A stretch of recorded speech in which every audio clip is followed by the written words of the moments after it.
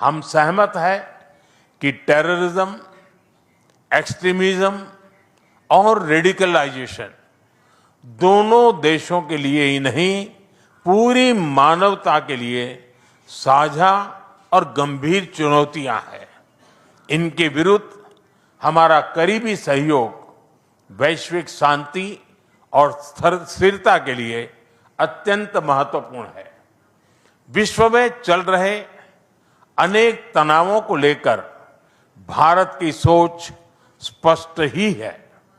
हमने सदैव शांति और स्थिरता बनाए रखने का आह्वान किया है और जब दो लोकतंत्र साथ खड़े होते हैं तो शांति की आवाज और भी सशक्त हो जाती है। पश्चिम एशिया की वर्तमान स्थिति हमारे लिए गहरी चिंता का विषय है। भारत डायलॉग और डिप्लोमेसी के माध्यम से सभी विवादों का समाधान का समर्थन करता है। इस क्षेत्र में मौजूद सभी भारतीय नागरिकों की सुरक्षा के लिए हम सभी देशों के साथ मिलकर काम करते रहेंगे। एक्सेलेंसी, आपकी यात्रा से हमारे सहयोग के हर क्षेत्र को एक नई ताकत मिली है। इनके सीवी में दो देशों की सेंट्रल बैंकिंग लीडरशिप लिखी हो। हमारी पहली बैठक से ही हमारे संबंधों में एक नई ऊर्जा, परस्पर विश्वास और सकारात्मकता आई है। सहयोग के हर क्षेत्र में बढ़ते मोमेंटम का श्रेय मैं अपने मित्र प्रधानमंत्री कार्नी को देता हूं। फ्रेंड्स, भारत और कनाडा लोकतांत्रिक मूल्यों में अटूट विश्वास रखते हैं। हम डाइवर्सिटी को सेलिब्रेट करते हैं। मानवता की भलाई हमारा साझा विजन है। यही विजन हमें हर क्षेत्र में आगे बढ़ने की प्रेरणा देता है। आज हमने इस विजन को नेक्स्ट लेवल पार्टनरशिप में ट्रांसफॉर्म करने पर चर्चा की। हमारा लक्ष्य है कि 2030 तक हमारा व्यापार $50 बिलियन तक पहुंचे। आर्थिक सहयोग का पूरा पोटेंशियल अनलॉक करना यह हमारी प्राथमिकता है। इसलिए हमने कॉम्प्रिहेंसिव इकोनॉमिक पार्टनरशिप एग्रीमेंट को जल्द ही फाइनलाइज करने का निर्णय लिया है। इससे दोनों देशों में निवेश और रोजगार के नए अवसर बनेंगे। कनाडा के पेंशन फंड्स ने भारत में $100 बिलियन का निवेश किया है। यह भारत की ग्रोथ स्टोरी में उनके गहरे विश्वास का प्रतीक है। आज हमें दोनों देशों के बिजनेस लीडर से भी मिलेंगे। उनके सुझाव हमारी आर्थिक साझेदारी का रोड मैप तय करेंगे। फ्रेंड्स, टेक्नोलॉजी और इनोवेशन में हम नेचुरल पार्टनर हैं।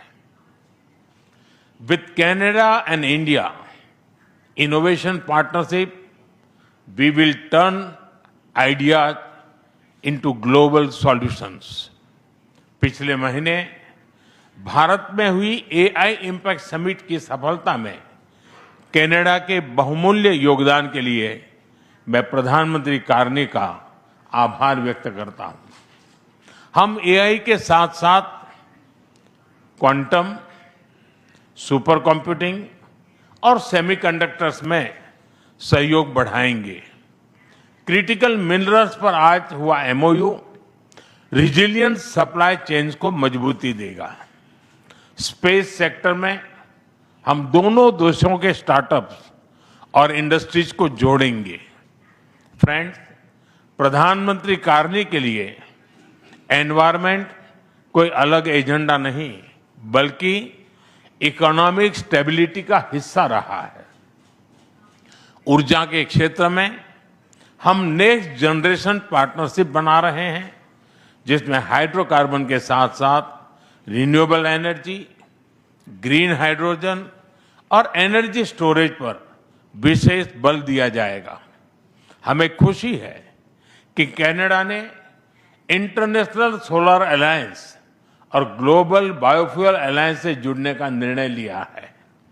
हमारे साझा प्रयासों को आगे बढ़ाने के लिए हम इस वर्ष India Canada renewable energy and storage summit आयोजित करेंगे।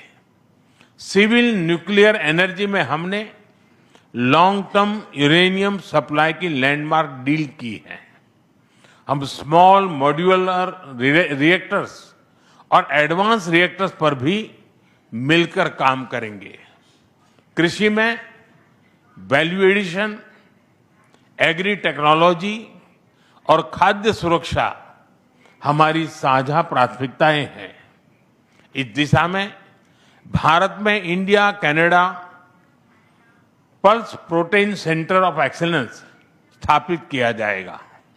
फ्रेंड्स, रक्षा और सुरक्षा के क्षेत्र में बढ़ता सहयोग हमारे गहरे आपसी विश्वास और संबंधों की मैच्योरिटी का प्रतीक है।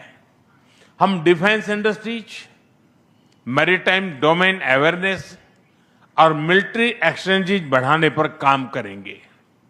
इसी उद्देश्य से आज हमने इंडिया कनाडा डिफेंस डायलॉग की स्थापना करने का निर्णय लिया है। Friends, people to people ties हमारे संबंधों की असली ताकत है। आज हमने इन्हें और मजबूत करने के लिए कई महत्वपूर्ण निर्णय लिए हैं। एआई, हेल्थ केयर, एग्रीकल्चर और इनोवेशन में आज कई यूनिवर्सिटीज के बीच नई पार्टनरशिप की घोषणा हो रही है। हम कनाडा की यूनिवर्सिटी द्वारा भारत में कैंपस खोलने पर भी सहमत हुए। इंडिजिनस और ट्राइबल कम्युनिटीज हमारी साझा सांस्कृतिक विरासत का महत्वपूर्ण हिस्सा है। सांस्कृतिक आदान प्रदान बढ़ाने के लिए दोनों पक्षों के बीच आज एमओयू किया गया है। फ्रेंड्स, भारत के लिए कनाडा इंडो पैसिफिक में महत्वपूर्ण साझेदार है। इंडियन ओशन रिम एसोसिएशन में डायलॉग पार्टनर बनने में उनकी रुचि का हम स्वागत करते हैं। इससे हमारे मैरीटाइम सहयोग को नई गहराई मिलेगी। हम सहमत हैं कि टेररिज्म, एक्सट्रीमिज्म और रेडिकलाइजेशन दोनों देशों के लिए ही नहीं, पूरी मानवता के लिए साझा और गंभीर चुनौतियां हैं। इनके विरुद्ध हमारा करीबी सहयोग वैश्विक शांति और स्थिरता के लिए अत्यंत महत्वपूर्ण है। विश्व में चल रहे अनेक तनावों को लेकर भारत की सोच स्पष्ट ही है।